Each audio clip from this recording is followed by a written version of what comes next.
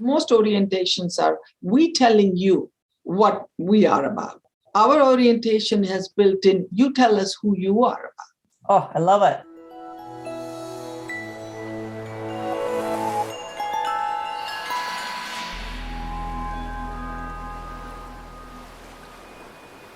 Welcome back to the Faculty Factory podcast. I'm Kim Skorupski here at Hopkins.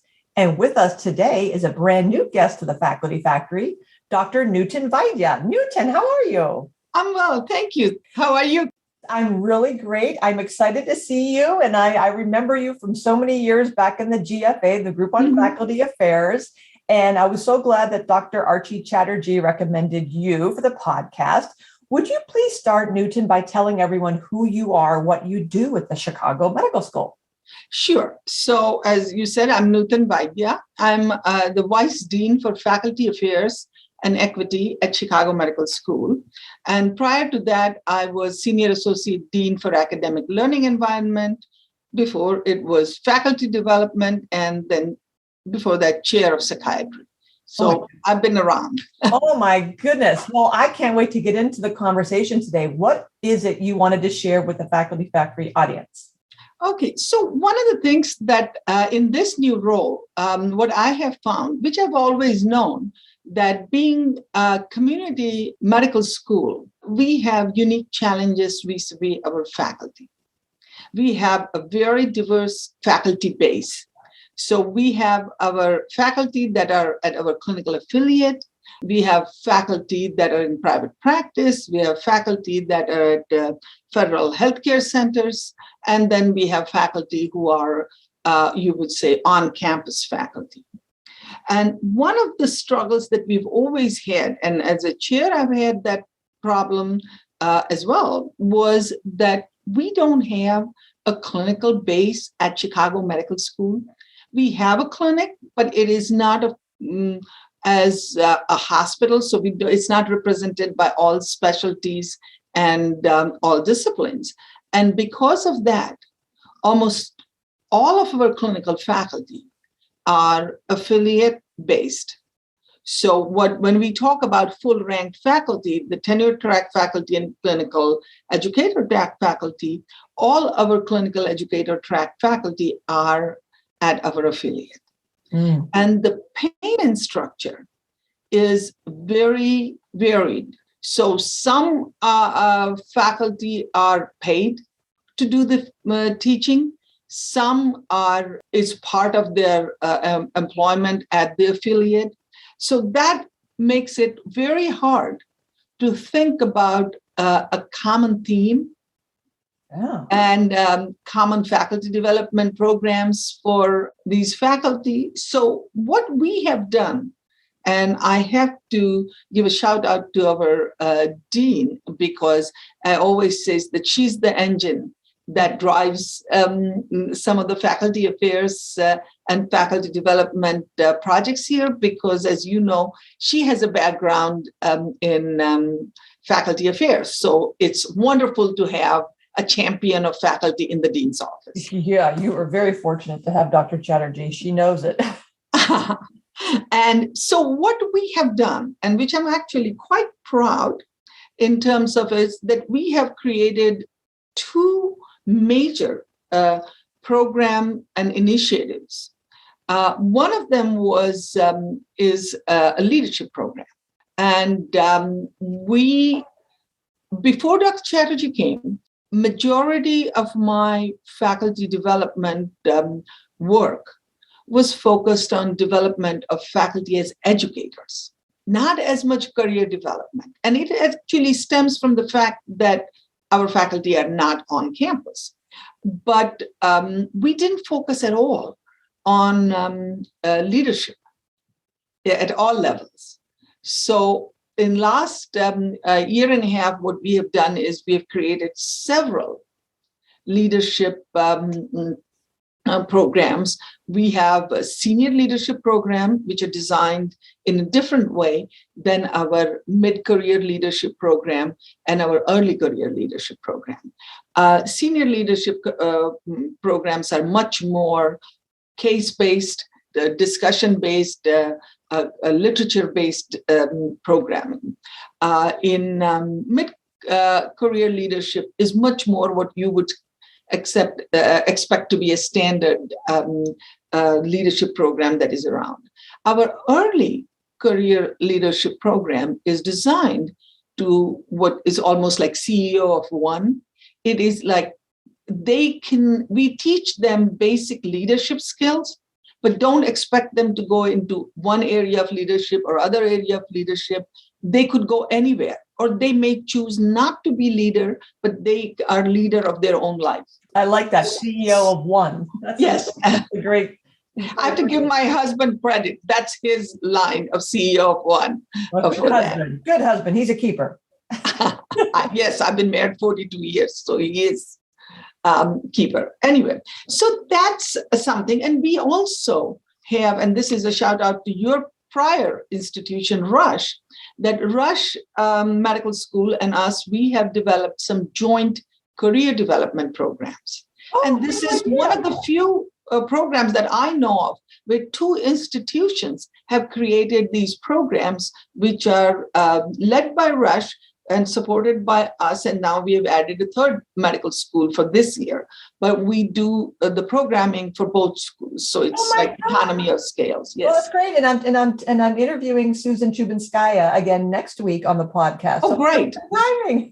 Yeah. So let her know that I said that. Of course. So that's the one program that we do it. And I'm very happy about that achievement that we have. Nutan, can I just ask a follow-up question about your leadership programs? Because I know people are always curious about this. And this is especially unique given your faculty body and how diverse they are. Are these, just can you give us a real quick snapshot, are these cohort programs that are longitudinal programs, or are they boot camp, like all squished into one weekend? How many times do they meet? Is it 3-4 hours, half a day? Can you give us a sense of the operations or the logistics of this? Sure. So our senior leadership program is a cohort program. So I'll tell you what we have done. And as I told you that these are not years and years. We've just started in a couple of years. So senior leadership program, what we did was we started out by asking people what areas they think they they consider themselves as deficient. And it was very interesting because, of course, at senior leadership, they're not going to be admitting that they are deficient on it. So we said, okay, what area you would like to learn more about? And then we had a list of programs. And what we did was that was the time where we did a lot of work in my office and myself, was we created cases on each topic. And based on those cases, I created discussion points and I gave the material to each leader. And I said, you're the facilitator. Take it, add to it, edit it, but this is the base discussion we need to have.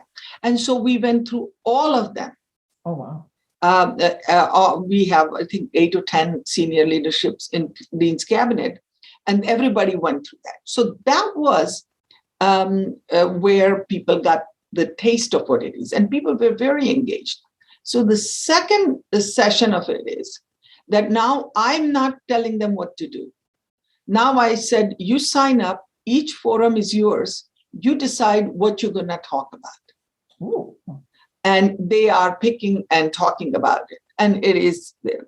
And the third portion of this leadership program is that 4 times a year, I am inviting CEOs and very high-level people to come and give talk and then have a meeting with our leadership to have a more like chat. So actually, Wednesday, this week, Dr. Acosta is coming, and he's going to be talking about how to incorporate diversity in your leadership style and how to do that. So this is the senior leadership program. Our mid-career leadership program is almost like a boot camp. We met for 8 weeks. They needed to attend a minimum 6 of the 8 thing to get a certificate. Okay. And there is going to be a follow-up next year where we will use the same case-based approach that we've used for the senior leadership for them. Nice. And that boot camp is, how many hours do they meet when they meet? 3 hours every week. Oh, wow. 2 hours every 2 hours every week for 8 weeks. Every Wednesday. And the senior leader program, how often does this cohort meet, and for how many? Okay, so this cohort meets once a month. Once a month. But we don't create a separate meeting. And this is when it is helpful to have a dean on your side, that one of our regularly scheduled meetings, we converted into the leadership development. I see. So it's already, the senior leadership program is not for senior faculty per se, but it's for already the leadership that's already senior leaders. Yeah. Oh, interesting. Love it. Okay. So what about that early career program? So the early career is going to be in February. So it's all planned and we are ready to go. We'll do it in February. And it's going to be open to postdocs, chief residents, early career faculty who are within 5 years of their terminal degree. To all, not only just on campus, but all our off-campus faculty. And what is the regularity that they will be meeting? It would be the same. We will have a weekly meeting, but this is going to be not 2 hours. We are going to have hourly meetings for about 6 to 8 weeks. Oh my gosh, that's lovely. Now, one more question before I know you have something else to talk about, but how can you give us a sense of how in the world this works with 3 medical schools? How did you leaders all coordinate, and then just the things like marketing and getting the people signed up and registration, and how do you do all the logistics? So first I can tell you more with the 2 that Rush and us did, and then we'll talk about how we added the 3rd one, SIU. And we actually are going to present this to GFA meeting next time, virtual meeting, if it is accepted. Perfect. So what we did was, I think it became as a brainchild from Susan and the Dean Chatterjee and myself. We were just talking about what you do, what we do, and should we be collaborating rather than using the resources, because resources are a problem for all of us. That's right. So can we do that? So what kind of programming you do? So this is the programming that Rush was already doing. Love it. So what we did was Susan and I met. We looked at their program, and Susan says, who in your place has the skills or interest to be able to do these programs? And we looked at this. And so we, in the first year, we divvied up that 4 I'm going to do, 4 you do. And because Rush is providing the CME, so Rush was the engine that did the operational part of it. And then we each were responsible for getting the flyers and everything approved through our own institutions. Got it. And then we got people in. Wow. But what we also did in the topics where we knew that, so for example, appointments and promotions, Rush is different than us. Sure. So what we did was, in there, we had Susan, but I also had my director of faculty affairs talk about it. So we separated the 2 schools. So that's our finances. We separated the schools. Yeah. We had a breakout room based on the schools. Sure. All others, it was the things that were common. Everybody interacted. But we did make sure that panel discussion, at least the programs I put it there, I'm very fond of doing panel discussions in virtual settings, because I think it is too much to listen to one person for more than 15 to 20 minutes. So what I have done is I will have people give 15, 20-minute presentation and then have panel discussions.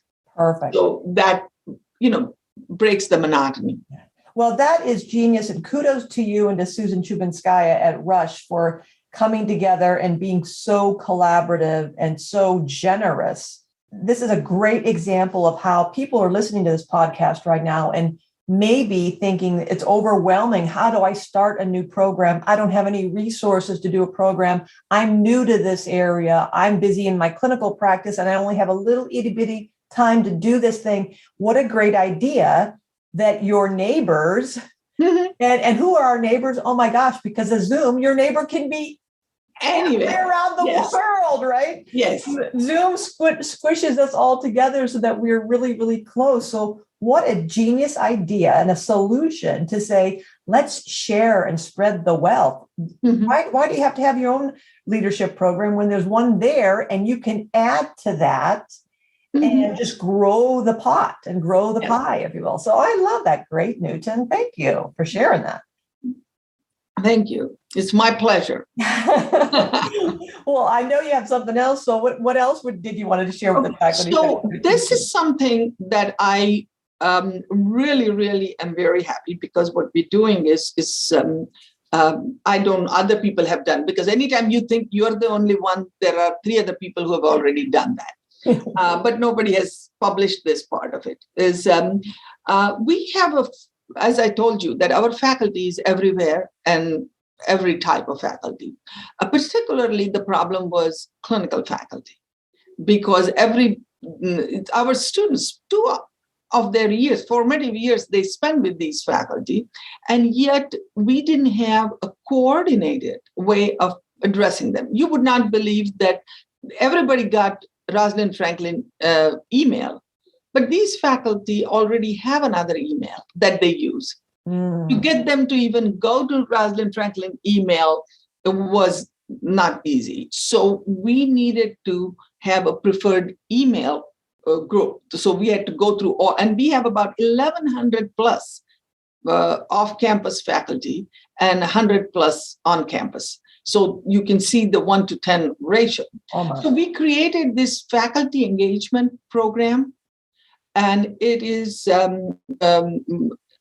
the people that are involved in is clinical science department, our associate dean of clinical affairs, and my office. So myself, my dean for appointment promotions and recognitions, and then I brought up a proposal, and again, Archie and other people said it is a good thing, is we created a position of director of faculty engagement, clinical faculty engagement, primarily. And right now, it is not a full-time position. So one of our faculty member who was very involved and interested in that, it was a project of passion.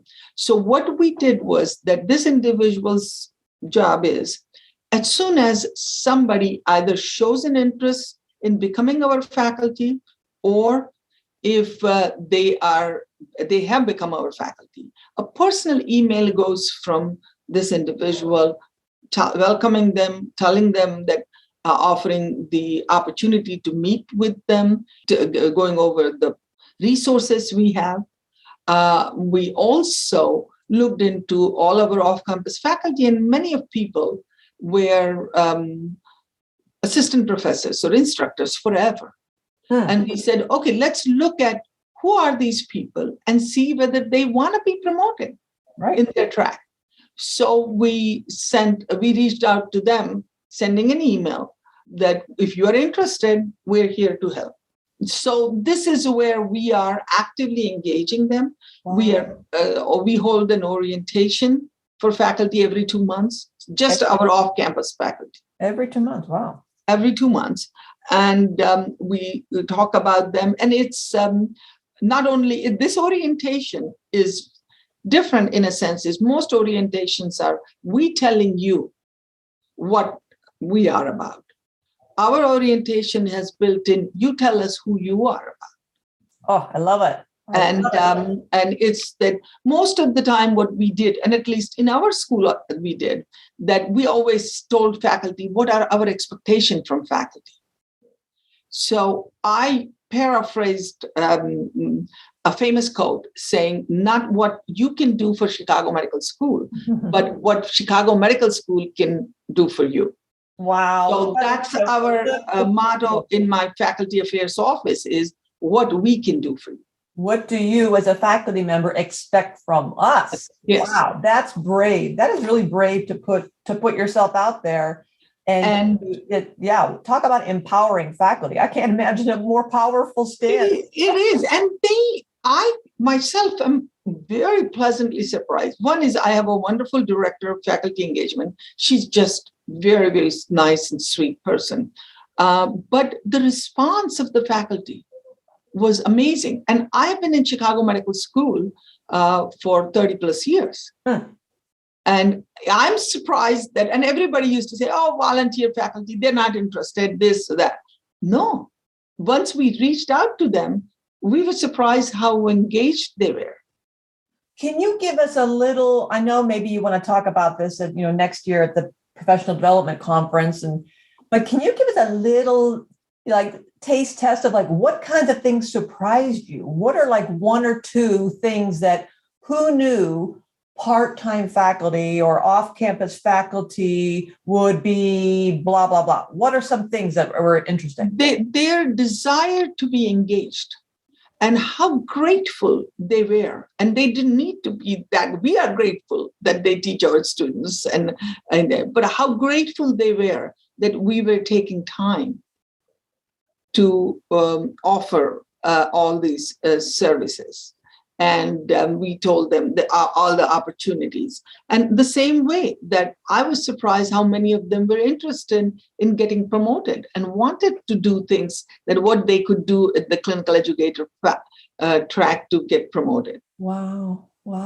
And when I present, we'll be talking about how many we reached.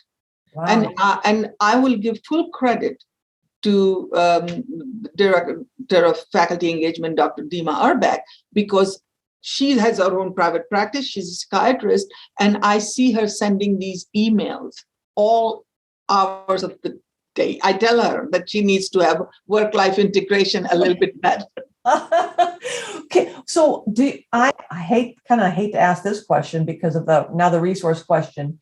I'm imagining that the faculty say, oh my gosh, thank you for reaching out. Thank you for asking. Thank you for seeing us. We so appreciate the opportunity, the privilege of teaching and being a part of the faculty. I definitely want to get promoted. I really don't know how to go about doing it. I need help with thus and such. Does that kind of makes my heart warm when people are like, yes, thank you. And here's my shopping list of things I need. And I think, oh, I can't give you all that thing. I can't give you your own statistician or administrative. Yeah, I know. So but there are two things we have done, and which is, I think one is, again, I'm bringing up dean because having a supportive dean is very helpful. So it makes things a little bit easier, but no dean and no university has unlimited resources. Correct. So of course I get no from people for that. It is not, and I'm not even upset about those things. But what I have found, which is almost like key to happiness in some ways, that I'm a psychiatrist, so I strongly believe that human beings, when there are projects of passion, things that people love to do, monetary or even other rewards don't matter as much.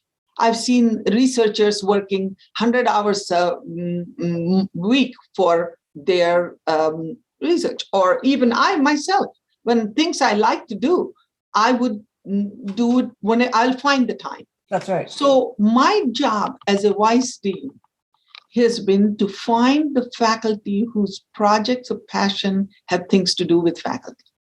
So as I said to you, Dima, we really don't, she doesn't have a whole lot of time to do all this work, but she loves to do what she's doing.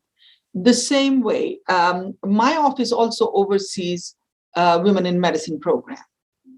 But we also even though I have an office of diversity and excellence as a separate office, and as you know, the need there are tremendous. So they tend to focus a lot more on underrepresented in medicine faculty and students.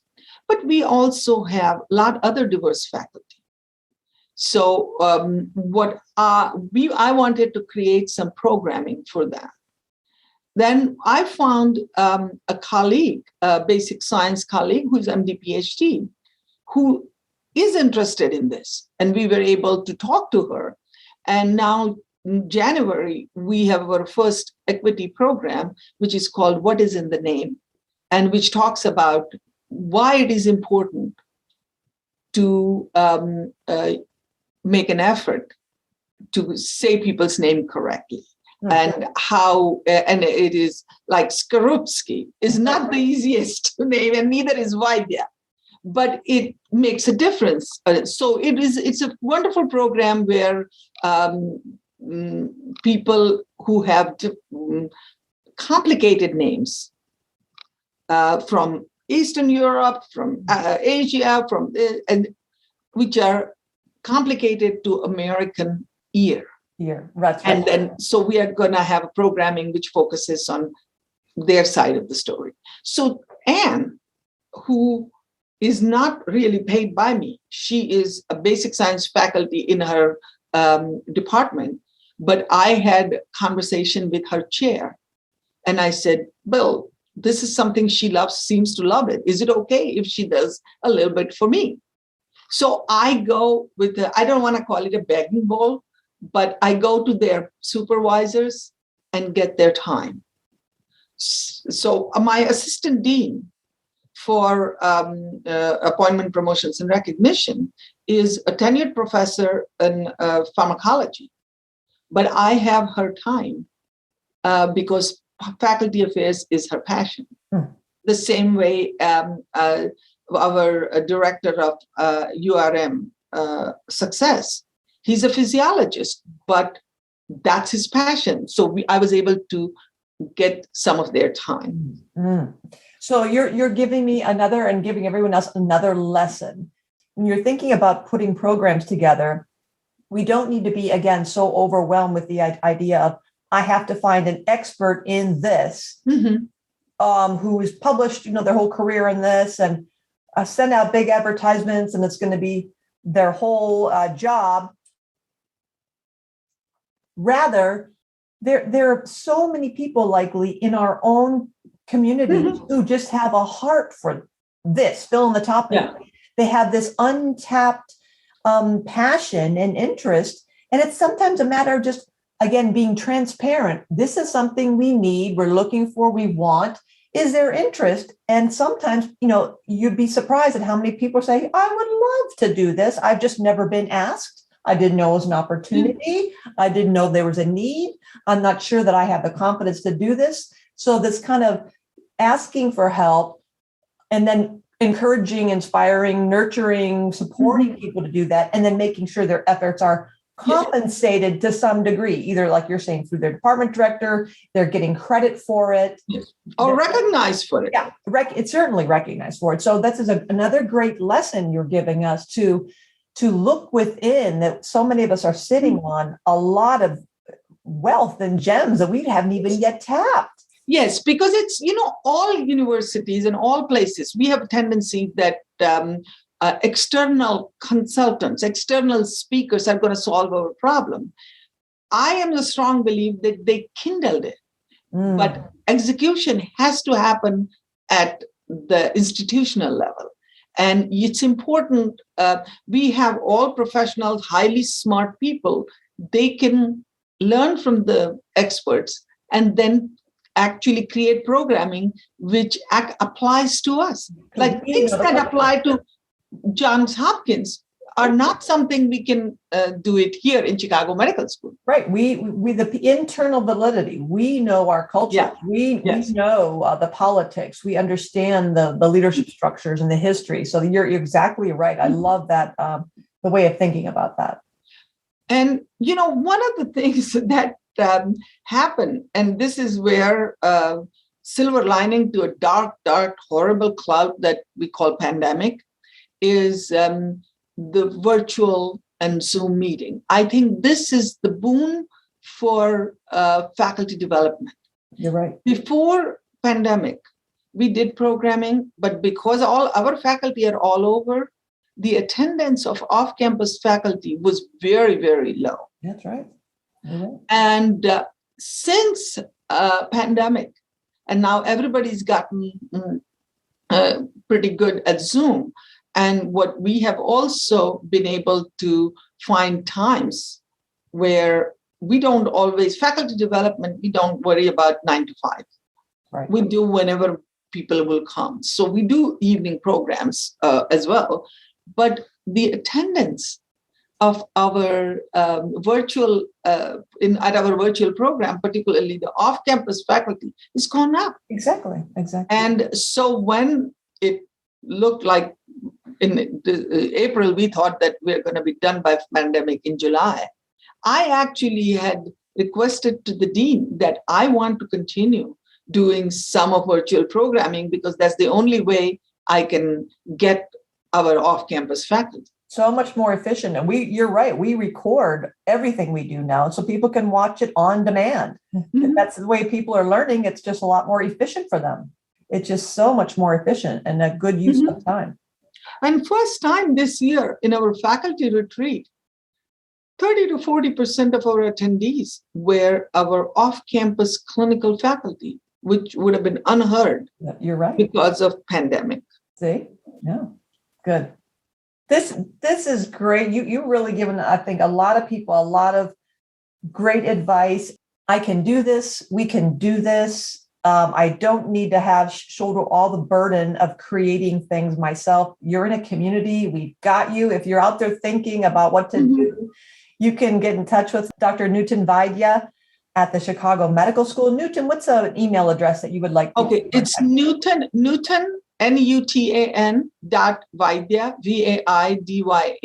at rosalindfranklin.edu. It's mouthful, but... Okay, well, you can find that on the facultyfactory.org website. I'll leave a parting comment to you. I love being here. It is wonderful. And I wouldn't go as far as saying it's advice. I think this is something we all are in the same storm. May not be, everybody's boat may not be the same, but it's the same storm. So we all learning from each other. So very well said. Thank you so much, Nutan. You're great. I appreciate everybody coming. Check out the facultyfactory.org and Faculty Factory podcast. See you next time. Thank you, Nutan. Thank you.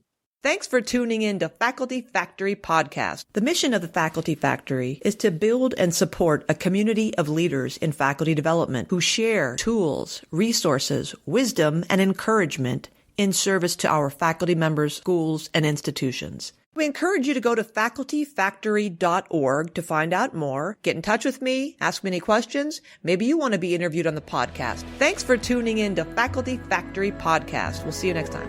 The Faculty Factory podcast and website is sponsored by the Johns Hopkins University School of Medicine Office of Faculty. For more information, visit facultyfactory.org.